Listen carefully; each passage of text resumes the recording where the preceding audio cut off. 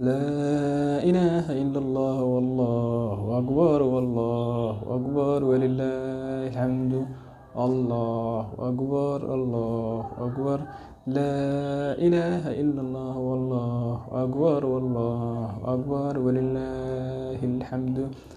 dhammaantiin asxaabta qaliga waxaan idin leeyahay ciid mubaarak meel walba aad joogtiin ciidan ciideeda kale ilaahay nagu gaarsiiyo bashbash iyo barwaaqo badqab iyo nabad dhammaan muslimiinta oo dhan kuwii dhiban ilaahay subxaanahu wa ta'aala dhibka ka qaad ciidan ciideeda kale ku gaarsiiyo barwaaqo kuwii nabad iyo baraar haystana ilaahay ha u siyaadiyo maanta oo kale kuwii soo soomay aad bay u faraxsan yihiin kuwii soomi waayay ee cudur dartiis ama xanuunaha dartii u soomi waayeen ilaahay subxaanahu wa ta'aala ramadaanka soo socda ilaahay ha ku gaarsiiyo caafimaad ciid dad soo socotana ha ku ciideen ayaga oo soo sooma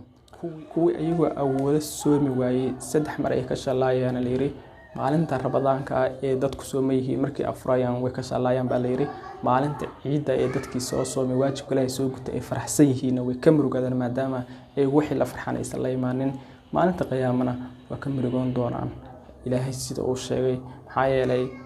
waajibkii ilaahay oo faray ma ay safarto min ayagoo xoog la awood leh ay sameeyeen sidaas la ajligeed ilaahay subxaanahu wa ta'aala maalintaas uu ciqaabaya maalintaasna way ka shalay doonaan marka waxaan leeyahay mar kale waxaan leeyahay ciid mubarak dhammaantiin meel walba aad joogtiin muslimiinta gaar ahaan Soomaalida ilaahay waxaan leeyahay qulubtooda isku soo duwo ilaahay nabad ha ka dhigo meel walba jooga ilaahay ku amaansado dhammaantiin waxaan leeyahay ciid mubarak.